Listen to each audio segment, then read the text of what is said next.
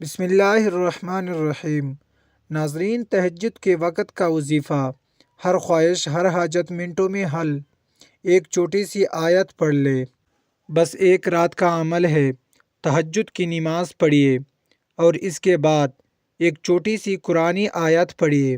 آپ کی جو بھی خواہش ہوگی، حاجت ہوگی، منٹوں میں حل ہو جائے گی۔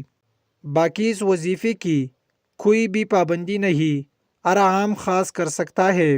اور دوستو، 5 وقت کی نماز پڑھا کرے، خود بھی اور گھر والے بھی۔ اس وظیفے کی برکت سے جیسا بھی بگڑا تگڑا کام ہوگا، چند لمحوں میں حل ہو جائے گا۔ آپ وظیفہ جاری کریں گے اور ادھر وہ کام ہو جائے گا انشاءاللہ۔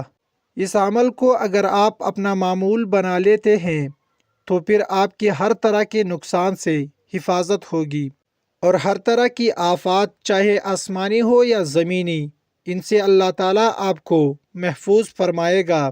اس قرآنی آیت کے عمل کی برکت سے اسی جگہ سے فائدہ ہوگا جہاں سے آپ کا وہن و گمان بھی نہیں ہوگا۔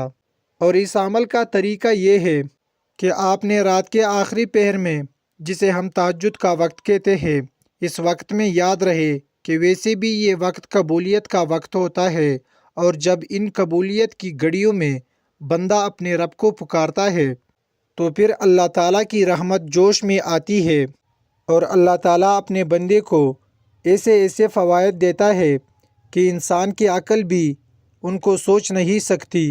وظیفہ یہ ہے کہ نماز تہجد کے 2 رکعت نفل پڑھ کر اول و آخر درود ابراہیمی اور 111 مرتبہ یہ آیات پڑھے: ان اللہ لقوی عزیز، اللہ ہم سب کا حامی و ناصر ہو، آمین۔ ناظرین، ہماری یوٹیوب چینل کو سبسکرائب کر دے اور ویڈیو کو لائک اور شیئر کر دے۔ شکریہ۔